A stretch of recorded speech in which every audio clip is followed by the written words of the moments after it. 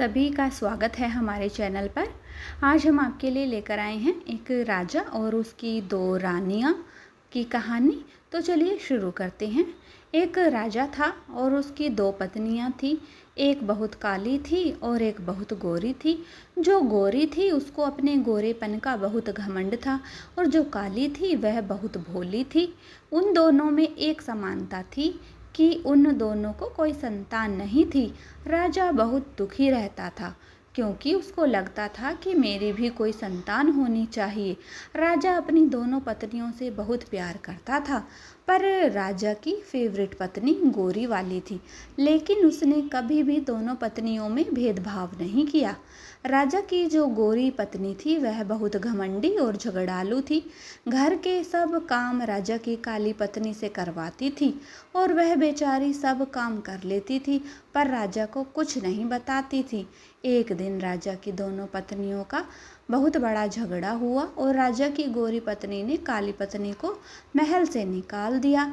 काली रानी ने राजा को सारी बातें बताई और राजा उसे कहने लगा कि मैं तुम्हारे लिए अलग महल बना दूंगा, तुम उस महल में रहना।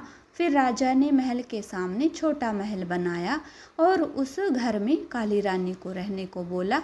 एक दिन राजा दूसरे राज्य में घूमने के लिए जा रहा था, तो उसने अपनी दोनों पत्नियों से कहा कि तुम दोनों को क्या क्या सामान चाहिए मुझे बता दो, मैं तुम दोनों के लिए लेकर आऊँगा।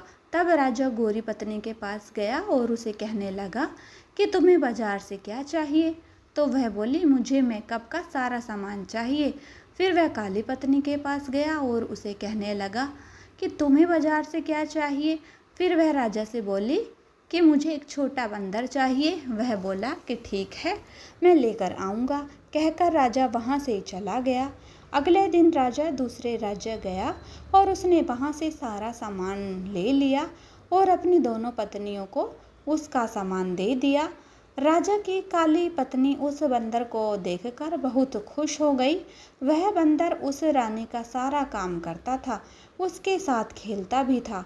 वह काली रानी उस बंदर को अपने बच्चे जैसा प्यार करती थी। एक दिन अचानक काली रानी बहुत बीमार हुई, पर उसे देखने राजा नहीं आया। बंदर को बहुत गुस्सा आया और वह राजा के महल चला गया। राजा से कहने लगा कि मेरी माँ जैसी रानी को देखने आप क्यों नहीं आए। बंदर के डांटने के बाद अगले दिन राजा रानी को देखने के लिए घर आता है। दवाई और खाने पीने की चीज़ें देकर चला जाता है। वह रानी उस बंदर को बताती है कि मुझे संतान होनी चाहिए थी। वह बंदर उस रानी को बोलता है कि आप टेंशन मत लो, आपको संतान ज़रूर होगी, मैं भगवान से प्रार्थना करूँगा। अगले दिन वह बंदर घर से गेहूं का आटा लेकर मंदिर जाता है और गेहूं के आटे को गूंथता है और उसमें दो आँखें, एक कान, नाक, दो हाथ, दो पैर ऐसे बनाता है और भगवान से प्रार्थना करता है। भगवान उस बंदर की प्रार्थना सुनकर उस आटे के गोले को एक छोटा बच्चा बना देते हैं और वह बंदर उस बच्चे को देखकर बहुत खुश हो जाता है। बच्चे देख लेकर काली रानी के गोद में दे देता है। काली रानी उस बच्चे को देखकर बहुत खुश हो जाती है, बंदर का शुक्रिया करती है। राजा को खबर मिलती है कि काली रानी को बच्चा हो गया। राजा बहुत खुश हो जाता है, उसकी खुशी का कोई ठिकाना नहीं रहता।